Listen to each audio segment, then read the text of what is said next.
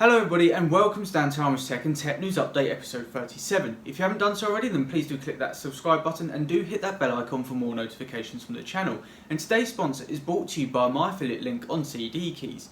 If you're looking at pre-ordering any games or buying games that are already out there, then this is the site to do it on with massive discounts. So please do click on my link in the description below, use my affiliate code to save yourself some money, and it does also help out the channel a little. However, let's roll the intro and get straight on into it.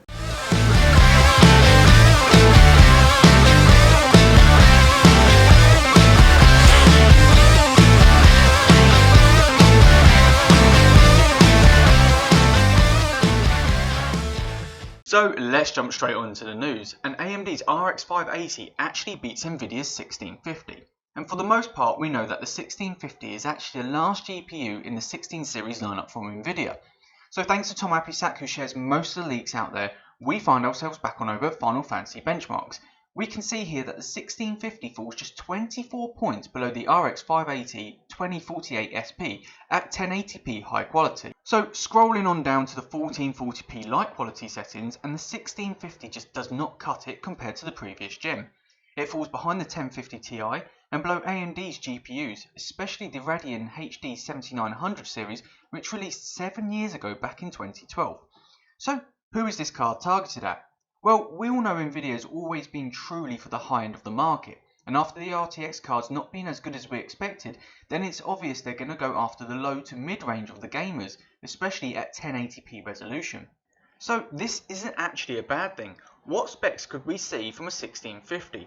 Well, we're looking at 896 CUDA cores, 4GB of DDR5 memory on the Turing architecture, and a base frequency of 1485 MHz and a boost clock of 1665 MHz.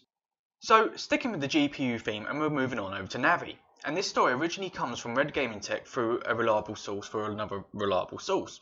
So Navi is meant to follow in the footsteps of Vega in the way that the GPUs will be launched. The first card that we're going to see is meant to be Navi 10. It's supposed to be launching this year, but what quarter we're not sure. It's also meant to be the successor to the 500 series cards, so a mid-tier GPU. Then in 2020 we're likely to see Navi 20, so this is supposed to be the successor of Vega and the Radeon 7 GPUs. However, it's also been predicted that this card is going to go toe to toe against Nvidia's RTX 2080 Ti. We could expect AMD to not only go up against Nvidia on FP32 compute, but actually implementing ray tracing onto the GPUs. But if we go back to the Vega era, it was meant to be amazing and it did okay. So we will have to see when these GPUs will be released.